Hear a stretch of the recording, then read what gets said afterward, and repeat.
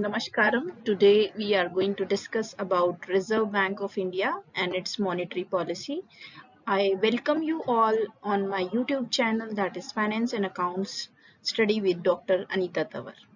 So let's get started without wasting any time. Let's start with the history of RBI. So RBI was established under the RBI Act 1934 and it started working on 1st April 1935. Apart from this, I will say that right now present headquarter of RBI is where? That is in Mumbai, Maharashtra. So you can see that I've written already that is in Mumbai.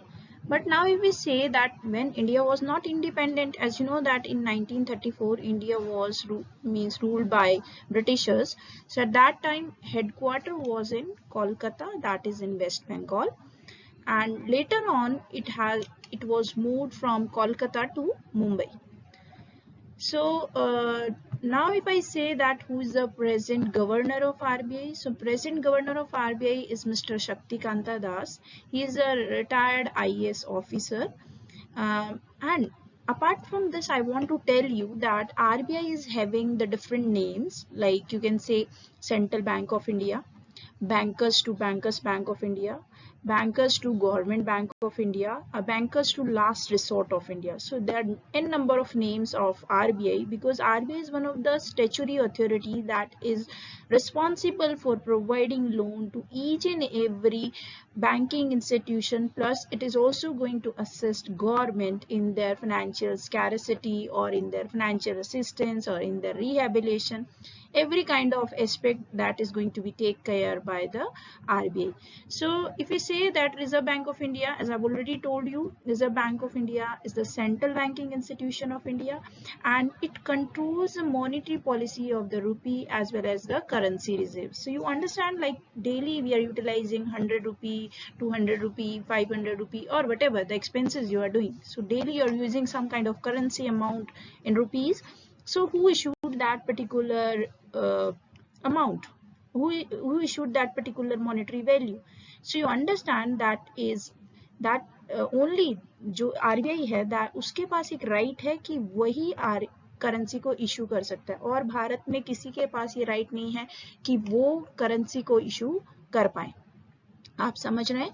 So now we are going to start further with the points of history of RBI. So firstly I want to tell you that there was one commission was there under which the RBI was established, that was the Hilton Young Commission. And apart from this, when it was started as a shareholder bank, it was started with a paid up capital of rupees 5 crore. And as I already told you, initially its headquarter was in Kolkata.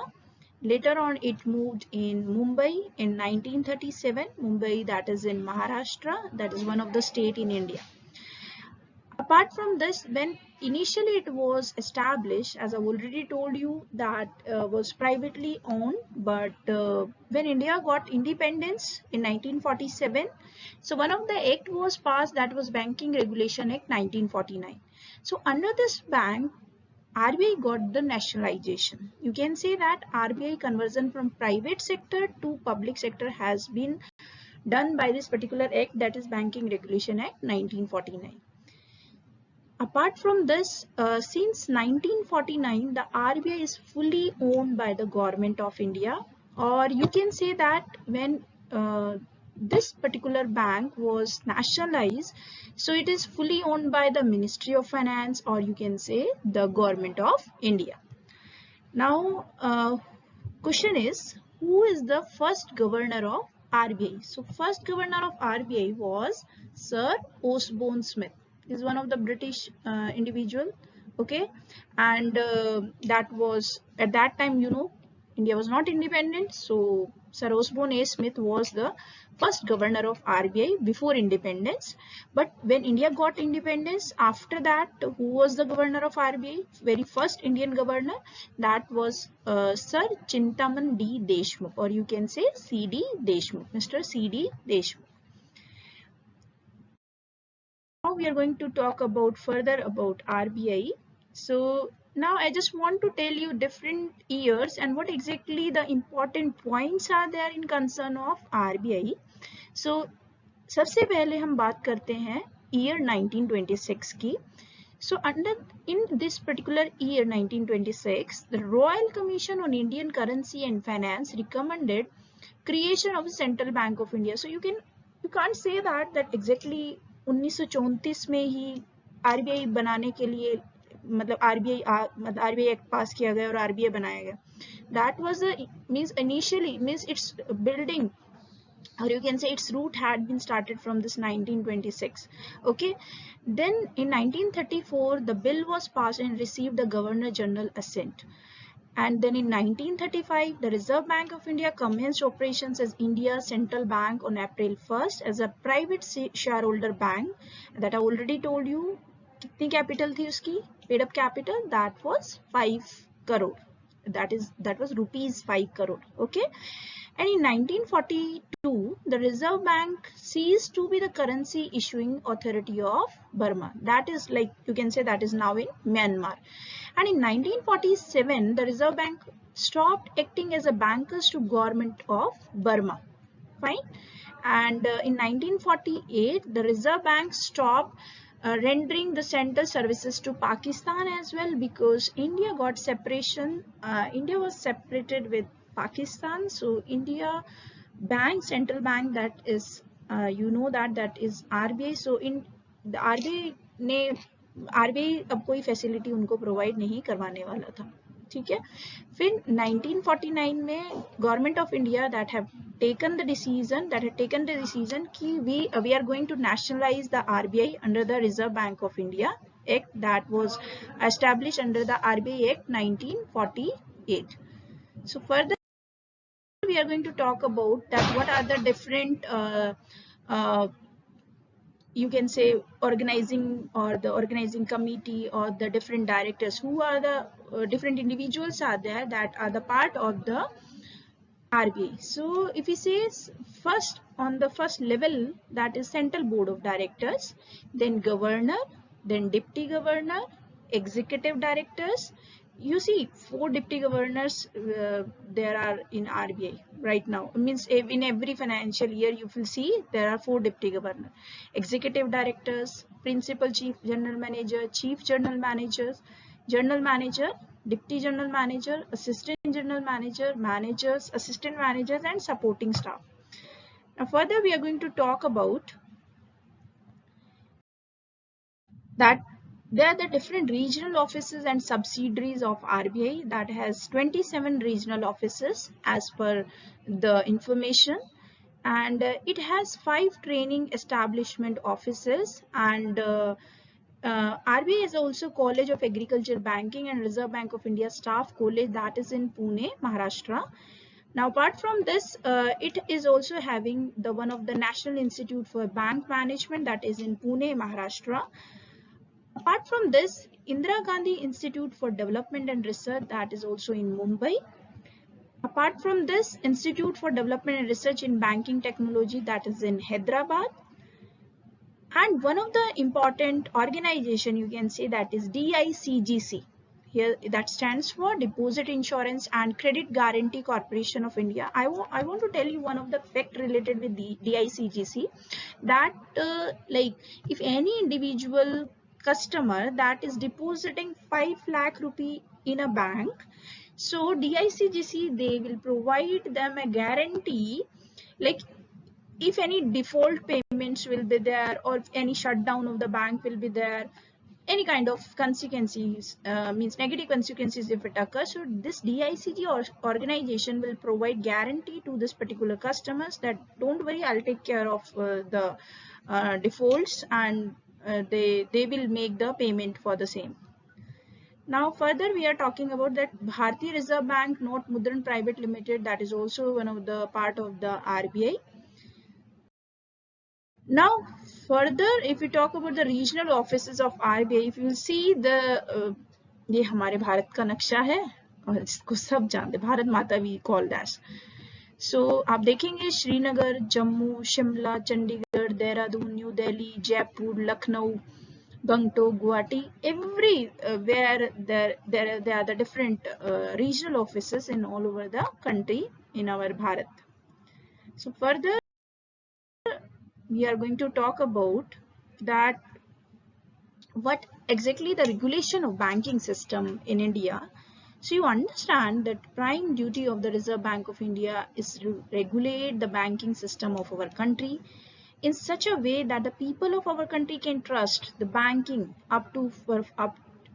perform its duty.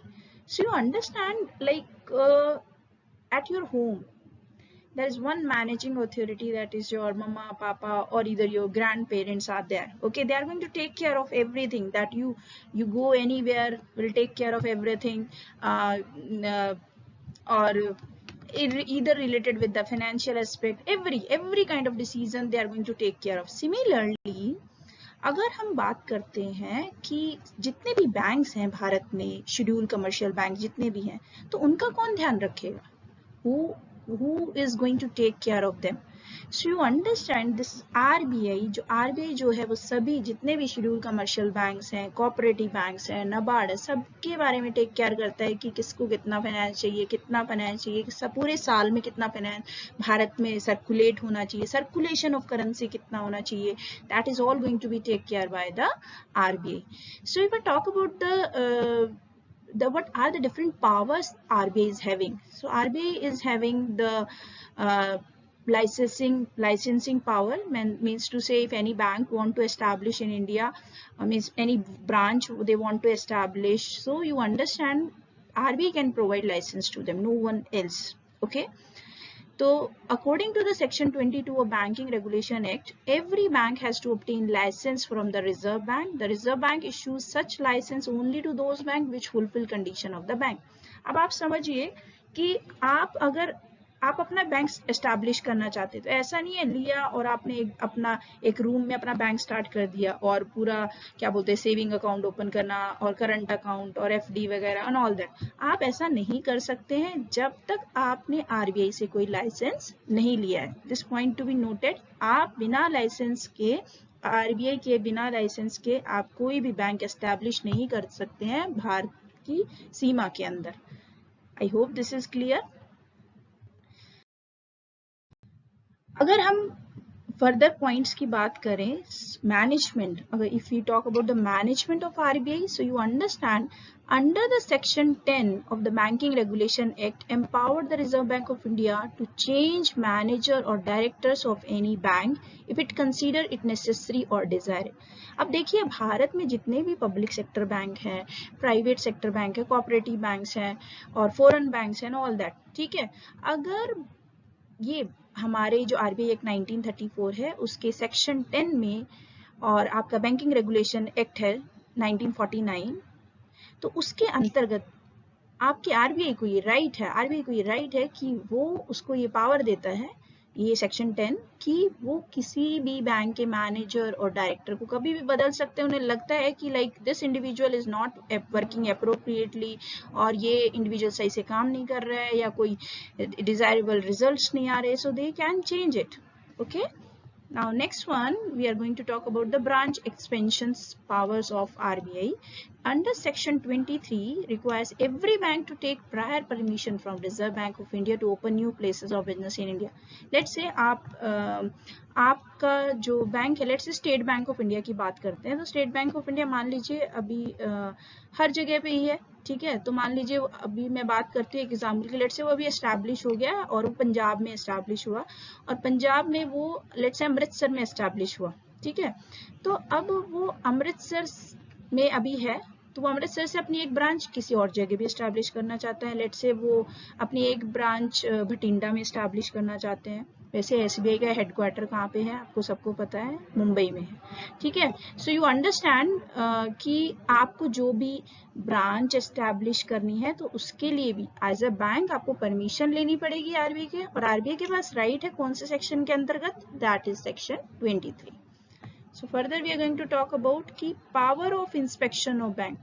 So you understand RBI के पास section 35 के under right है कि वो किसी भी bank को कभी भी उनके अकाउंट्स को चेक कर सकता है, उनकी कोई भी जो भी whatever the working modus operandi they are following in the bank as it is according to the law or regulation is or not, तो वो चेक कर सकते हैं. लेट्स से एक एग्जांपल लेते हैं KYC norms, know your customer. तो मान लीजिए सभी बैंक जितने भी भारत में काम कर रहे हैं उनको नो योर कस्टमर का रूल फॉलो करना है, और अगर आपने वो रूल फॉलो नहीं किया तो आरबीआई के पास राइट है कि वो आपके ऊपर पेनल्टी लगा सकता है. या मतलब जितने भी मान लीजिए ऑडिट वगैरह बैंक करते हैं, इंटरनल ऑडिट बैंक्स करते हैं अपने, और अगर उनको एक्सटर्नल ऑडिट करना है, आरबीआई कभी भी एक्सटर्नल ऑडिट किसी भी बैंक का कर सकते हैं. So next one we are going to talk about role of RBI in inflation control. Firstly, I want to tell you what is inflation. Inflation का मतलब है कि जैसे मान लीजिए हम अपने बचपन में चलते हैं, मतलब मेरे बचपन में भी, आप तो छोटे बच्चे हैं तो मैं अपने बचपन की बात करती हूँ. तो मैं जब अराउंड 10 साल की होंगी तो आप समझिए कि उस टाइम पे अगर मैं ऑयल के प्राइसेस की बात करती हूँ तो उस टाइम ऑयल के प्राइसेस अराउंड 20 से 25 रुपए होंगे, ठीक है, पर लीटर की बात करती हूँ. और अगर अभी की बात करें तो आप अगर जाओगे किसी पेट्रोल पंप पे, अभी मतलब आप राइड वगैरह कर लेते हो, बाइक वगैरह चला सकते हो, तो यू सी कि वहां पे जो आप देखोगे पेट्रोल के प्राइसेस कितने मिलते हैं, 98, 99 रुपी, 97, 96, स्टेट टू स्टेट वेरी करते हैं because of their taxes. So you understand inflation क्या है, जब चीजों के प्राइसेस बढ़ जाते हैं, ठीक है, और जो पर कैपिटा इनकम होती है इंडिविजुअल की, वो उसमें एक रोल प्ले करते हैं कि आप इन्फ्लेशन को मतलब मैनेज कर पा रहे हैं या नहीं कर पा रहे हैं. सो यू अंडरस्टैंड जब आप इन्फ्लेशन की बात करते हैं, इन्फ्लेशन को कौन कंट्रोल कर सकता है, भाई ये प्राइसेस तो बढ़े जा रहे हैं, who can control that prices.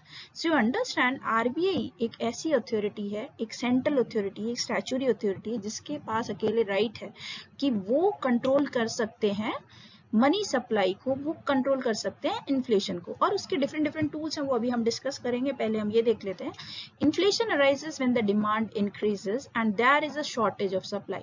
Let's say हम बात करते हैं कि जैसे मान लीजिए मैं एक मैंगो का एग्जांपल लेती हूँ, तो गर्मियों के सीजन स्टार्ट हो गया है एज यू नो, तो आम की डिमांड ज्यादा रही, लेकिन अभी तक आम का जो पूरा एक सीजन आ जाता है, ठीक है, आम वृष्टि जब होती है तो तभी आम जो है आप मतलब प्रॉपर जो क्वांटिटी सप्लाई तभी होगी, लेकिन अभी तो मतलब उसकी स्कैरिसिटी है, अभी मतलब कम आम सप्लाई हो रहा है बाजार में. तो आप जब उस आम को खरीदने जाओगे तो भैया बोलेंगे कि भैया आम दे दीजिए मुझे, तो कहेगा कि अच्छा कितने क्या रेट है, कि 100 रुपए, 150 रुपए, 200 रुपए, 200 रुपए केजी भी आपको मिलेगा. सो यू अंडरस्टैंड वहां पे क्या है, डिमांड ज्यादा है लेकिन सप्लाई नहीं है, तो क्या होगा, ऑब्वियसली रेट ज्यादा होंगे. सो एक ये रीजन भी है कि आपका महंगाई आती है और महंगाई होती है, ठीक है. अब जैसे आगे आप चलोगे 2-1 महीने बाद जब मैंगो सप्लाई होगा, प्रॉपर अप्रोप्रिएट होगा, तो वहां पे क्या होगा, थोड़ी सस्टेनेबिलिटी आ जाएगी. लेकिन एक इकोनॉमी में अगर हम बात करते हैं, जब इस टाइप की फ्लक्चुएशंस आती हैं, तो आरबीआई को भारत की ट्रेजरी को मेंटेन रखने के लिए, भारत के फाइनेंसेस को मेंटेन करने के लिए उनको नेसेसरी एक्शन लेने पड़ते हैं ताकि भारत में इन्फ्लेशन की हालत खराब ना हो जाए. अगर अब एक पड़ोसी राज्य की बात करती हूँ तो अभी वहां की अगर आप इन्फ्लेशन की हालत देखोगे तो that is uncontrollable. So you understand कि वहां पे जो रिजर्व, वहां का जो आपका सेंट्रल बैंक है, that is not working appropriately, may be sources है, स्कैरिसिटी है, जो भी है, फंड्स. अब आप ये समझिए एक सेंट्रल बैंक कितना इंपॉर्टेंट रोल प्ले करता है एक पूरी कंट्री के लिए, एक पूरे देश के लिए. Now we are going to talk about further monetary policy. It includes the different interest rate. Let's say we can call as policy rates or ratio rates or repo rates that we'll discuss further. When the bank increases the interest rate, then there is a reduction in the borrowers and people try to save more as the rate of interest has increased. चलो एक example से समझते हैं. मान लीजिए अब आपको पता है जितने भी बैंक्स हैं वो अपने आप से पैसे तो बना नहीं सकते हैं, they have to take loan from RBI. अब आरबीआई से वो पैसा लेंगे, मान लीजिए अब महंगाई हो रही है मार्केट के अंदर चीजों के लिए, ठीक है, क्यों हो रही है, क्योंकि लोगों के पास पैसा अवेलेबल है, ये हो सकता है एक रीजन. या लोगों के पास पैसा अवेलेबल नहीं है, ये भी हो सकता है, तो वो चीज़ नहीं खरीद पा रहे हैं, ये भी कुछ हो सकता है। अलग अलग डिफरेंट रीजंस हो सकते हैं महंगाई होने के, या डिमांड है, या कॉस्ट बढ़ रही है चीज़ों की, तो उसकी वजह से भी इन्फ्लेशन हो सकती है। So you understand. अब मैंने जैसे आपको बोल रही, जितने भी बैंक है वो किससे पैसा लेंगे? आरबीआई से पैसा लेंगे।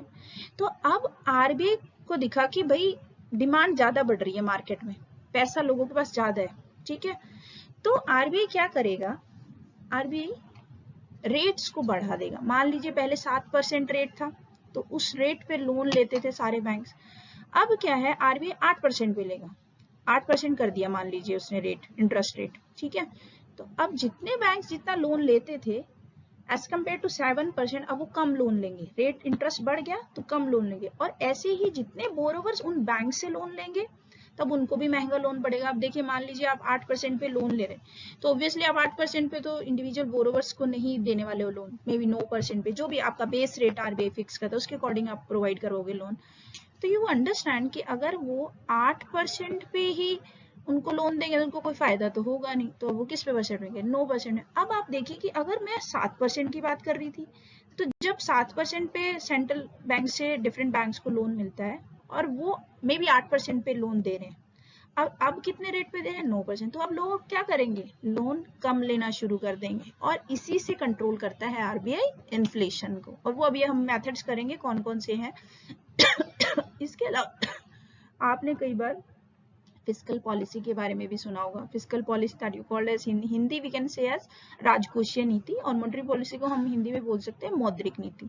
सो fiscal policy means to say what? It is related to the direct taxes and direct incomes और direct expenditure that is done by the government of India. तो फिस्कल पॉलिसी कौन बनाता है? भारत सरकार बनाती है। मॉनेटरी पॉलिसी कौन बनाता है? वो बनाता है आपका आरबीआई, और उसकी डिफरेंट जो आपकी कमिटी मेंबर्स हैं वो डिसाइड करते हैं कि क्या मॉनेटरी पॉलिसी में क्या रेट्स होंगे, क्या इंटरेस्ट रेट होंगे, क्या पॉलिसी रेट्स होंगे। We are going to talk about further that what are the different quantitative measures are there जिसके थ्रू आरबीआई मनी को कंट्रोल करता है। क्वांटिटेटिव का मतलब जिसको आप मेजर कर सकते हो क्वांटिटी में। लेट्स से मैं बात करूँ 6, 7, 5, 4, हम कई रेट्स की बात कर रहे हैं, तो उन रेट्स को ऐसे बोल रहे हैं कि हम क्वांटिटी में मेजर कर सकते हैं कि भाई इतने परसेंट कम करना है रेट, इतने परसेंट ज्यादा बढ़ाना है, कितने परसेंट क्वांटिटी में मेजर कर सकते हो, 5%, 4%, 3%। So these are quantitative measure. तो सबसे पहले क्वांटिटेटिव मेजर जो है मैं उनके नाम बता देती हूँ आपको। एक है bank rate, repo rate, SLR, ये के करके हम सारे डिस्कस करेंगे, SLR, CRR, and one is reverse repo rate, open market operations and all. So ये तो मैंने आपको नाम बता दिया। मैं क्वालिटेटिव मेजर्स के बारे में भी बता देती हूँ। क्वालिटेटिव मेजर्स क्या होते हैं? जो आरबीआई है, Reserve Bank of India, that is going to take care of like how they are going to control the money supply without taking any quantitative tools, help of quantitative. Let's take an example. आपका bank है XYZ, okay, तो आपके bank ने KYC norm जो RBI ने provide करवाया, आपके bank ने केवाईसी नॉर्म फॉलो नहीं किया, तो आरबीआई के पास राइट है, वो आपके ऊपर डायरेक्ट एक्शन ले सकते हैं, पेनल्टी लगा सकते हैं, या आपके बैंक को भी बंद कर सकते हैं। डिफरेंट थिंग्स है, ठीक है। तो वो क्वालिटेटिव मेजर्स में आते हैं जब आरबीआई कुछ सर्टेन एक्शन लेता है बैंक्स की एक्टिविटीज को कंट्रोल करने के लिए, बट वो कुछ क्वांटिटेटिव टर्म में कुछ चीजें नहीं बता रहे उनको, ठीक है। सो अब हम करते हैं कि कौन कौन से क्वांटिटेटिव मेजर्स हैं और एक एक करके हम उन सबको डिस्कस करते हैं। तो सबसे पहले बात करते हैं बैंक रेट की। तो बैंक रेट क्या होता है? जब डिफरेंट जितने भी कमर्शियल बैंक्स हैं भारत में, शेड्यूल्ड कमर्शियल बैंक्स, तो जितने भी शेड्यूल्ड कमर्शियल बैंक्स कौन कौन से हैं? जैसे पब्लिक सेक्टर बैंक है, प्राइवेट सेक्टर बैंक है। ये मैं अलग से एक इसकी वीडियो रिकॉर्ड करूंगी कि पब्लिक सेक्टर बैंक क्या है, प्राइवेट क्या है, तो I will share with you. Public sector bank है, प्राइवेट है, फॉरेन बैंक है, जितने भी बैंक्स भारत में हैं, तो आप समझिए जब उन बैंक्स को लोन चाहिए लॉन्ग टर्म के लिए, मतलब लॉन्ग टर्म मतलब 5 साल 10 साल के लिए उन्हें लोन चाहिए, तो वो जो रेट होगा जिसपे उनको लोन मिलेगा आरबीआई से, that is going to be called as bank rate. So you can see that bank rate, it is the interest rate that is charged by a country's central bank on loans and advances to control money supply in the economy and the banking sector. अभी काम कैसे करता है? Question is this. Bank rate काम कैसे करेगा? So you understand bank rate काम कैसे करेगा, देखिए मान लीजिए आपको बैंक से लोन मिल रहा है 7% पे, जो भी हमने एक एग्जांपल डिस्कस है, आपको बैंक से लोन मिल रहा है 7% पे, तो ओके जितने भी बैंक्स है वो 7% पे लोन ले लेंगे, और जो भी बेस रेट है उसके लेट से बेस रेट आपका, मैं एक एग्जांपल ले रही हूँ, बेस रेट 7.5% है, तो जितने भी बैंक्स है 7.5% पे लोन दे देंगे, 7.5 या उससे ज्यादा जो भी बेस रेट के अंदर रेंज होगी उसके अकॉर्डिंग लोन दे देंगे। लेकिन मान लीजिए अगर आरबीआई इस बैंक रेट को बढ़ा दे, अब आरबीआई को मान लीजिए कंट्रोल करना है मनी को, ताकि इकोनॉमी में फ्लो ऑफ मनी कम हो जाए और इन्फ्लेशन कंट्रोल हो जाए, तो आरबीआई क्या करेगा, आरबीआई क्या करेगा, वो उस रेट को बढ़ा देगा। अब मान लीजिए वो पहले 7% था, अब आरबीआई कहते हैं 9% पे आपको लोन मिलेगा, तो जितने बैंक्स हैं पहली बात तो वो लोन लेना कम कर देंगे, वो भी लोन कम कर देंगे। अब जितने बोरोवर्स है उनको पता है भाई लोन महंगा हो गया, तो वो भी लोन कम लेंगे, तो फिर क्या होगा, डिमांड कम हो जाएगी मार्केट में, ठीक है। So this is called the bank rate. अभी अगर भारत में अगर बैंक रेट की बात करते हैं तो वो कितना है, मैं इसको हाईलाइट कर देती हूँ। अभी जो बैंक रेट है वो है 6.75%, या you can say that is 6.75%। Now next one बेटा दैट इज रेपो रेट। अब ये रेपो रेट क्या है, यू अंडरस्टैंड, अभी मैंने बोला कि बैंक रेट में जब आप लॉन्ग टर्म के लिए लोन की बात करते हो तो हम उसको बैंक रेट बोलेंगे, लेकिन अगर डिफरेंट बैंक्स को शॉर्ट टर्म के लिए लोन चाहिए, उनको लॉन्ग टर्म के लिए लोन नहीं चाहिए, मान लीजिए उसको 2 महीने के लिए 3 महीने के लिए लोन चाहिए, ठीक है, they want to take loan for 2 months और 3 months और 6 months, okay, so then how they can take the loan from the bank, they can take on this repo rate, they can take loan on this repo rate from the RBI. So we can say that whenever the banks have any shortage of funds, they can borrow it from the central bank. Repo rate is the rate at which our banks borrows currency from the central bank for the short span of time. And this repo rate जो है वो भी help करता है कि RBI inflation को control कर पाए। सेम वही प्रोसेस है, अगर मान लीजिए आप लोन के रेट को बढ़ा दोगे, ऑब्वियसली कमर्शियल बैंक्स उसको कम लोन लेंगे, और कम लोन लेंगे तो बोरोवर्स भी उसमें उसको रेट, अगर उनको देखा कि भाई रेट पहले 7% है अब 10% है, तो ऑब्वियसली वो लोन भी कम लेंगे। सो इस तरीके से जो डिफरेंट बैंक्स हैं वो क्या करते हैं, ये जो भी आरबीआई को हेल्प आउट करते हैं ताकि वो इन्फ्लेशन को कंट्रोल कर पाए।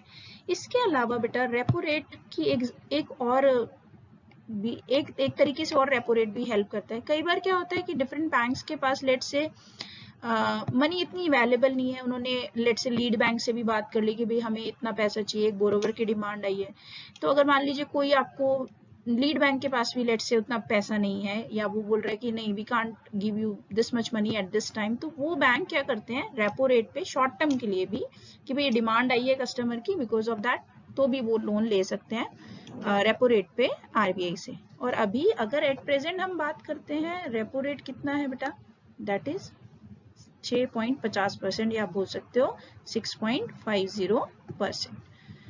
Further we are going to talk about कि भाई जो और रेट्स हैं वो क्या है।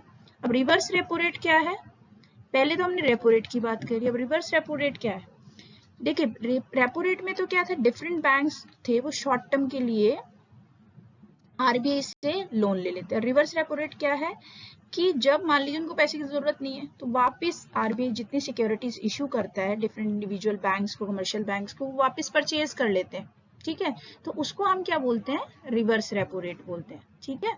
So it is the rate at which bank park surplus fund with reserve bank, means अगर आपके पास सरप्लस फंड्स आ गए, मान लीजिए आपके पास सिर्फ 20,000 ही रुपए होने चाहिए, आपके पास लेट्स से 1 लाख रुपए आ गया, तो आप उस सरप्लस फंड का क्या करोगे, आप उसको ट्रांसफर कर दोगे under the reverse repo rate, या आप बोल सकते हो वो सिक्योरिटीज वापस आरबीआई परचेज कर लेता है, उसको बोलते हैं हम reverse repo rate. While the repo rate is the rate at which the banks borrows from the central bank. तो देखिए आप दोनों ये रिवर्स ऑर्डर है, पहले वाले जब अगर मैं रिवर्स रेपो रेट की बात करती हूँ, ठीक है, तो रिवर्स रेपो रेट में क्या किया, जो बैंक था, ठीक है, जो बैंक था, मैं रेपो रेट के बारे में बात कर रही हूँ पहले, जो बैंक था उसने क्या किया, आरबीआई से लोन लिया, ठीक है, रेपो रेट में बैंक ने आरबीआई से लोन लिया थोड़े समय के लिए। अब रिवर्स रेपो रेट क्या है, आपके पास सरप्लस फंड्स हो गए तो वापस, अब आरबीआई की अगर आरबीआई आपसे परचेज कर रहा है सिक्योरिटीज, या आप आरबीआई को सेल कर रहे हैं securities, getting my point, So this is called reverse repo rate. It is mostly done when there is a surplus liquidity in the market by the central bank. और at present अगर बात करते हैं तो कितना आपका reverse repo rate है? That is 3.35%. Further we are going to talk about cash reserve ratio कि cash reserve ratio क्या है. सबसे पहले तो हम ये समझ लेते हैं.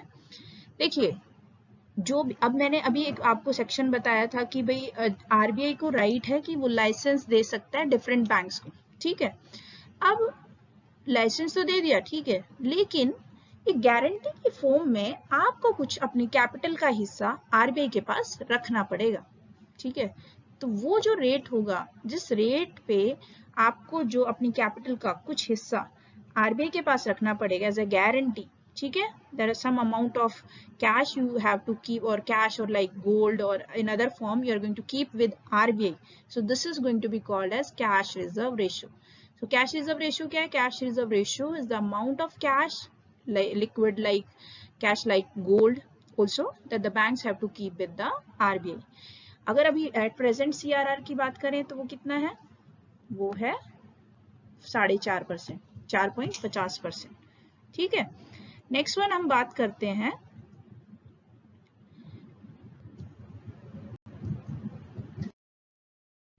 स्टैच्यूरी लिक्विडिटी रेशियो की. तो स्टैच्यूरी लिक्विडिटी रेशियो क्या है?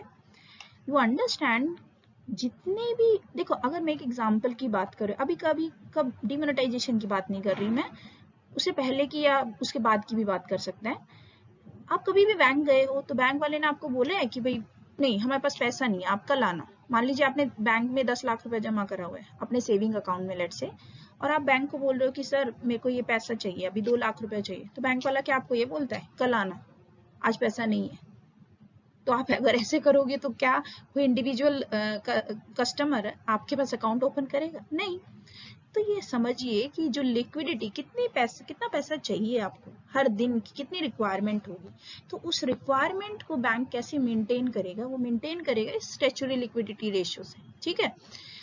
अब ये समझिए कि ये जो डेफिनेशन या मीनिंग दे रखा है, ये मैं आपको लिए रीड कर देती हूँ. It is the amount of commercial bank need to maintain in the form of cash और गोल्ड और government approved securities before providing credit to its customer. तो एक लिमिट, जितनी जो आरबीआई बोलता है कि भाई आपको 10%, 20%, इतना हर दिन आपके पास कैश होना ही चाहिए. इतने से कम नहीं होगा, ना इससे ज्यादा होगा ना कम, ज्यादा भी नहीं हो सकता, सरप्लस भी नहीं होना चाहिए, ना कम होना चाहिए, उतने परसेंट तो होना. सरप्लस है तो आपको क्या करना पड़ेगा?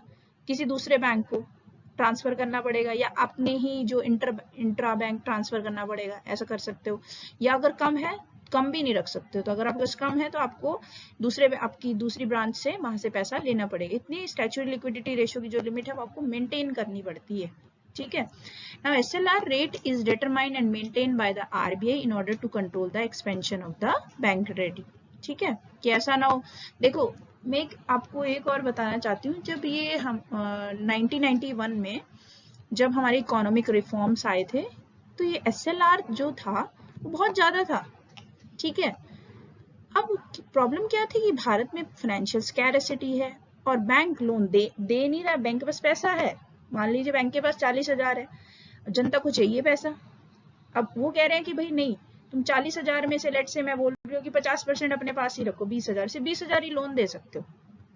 तो अब हुआ क्या, पैसे की कमी है, बैंक लोन दे नहीं रहा है, तो उस चीज को कम किया गया.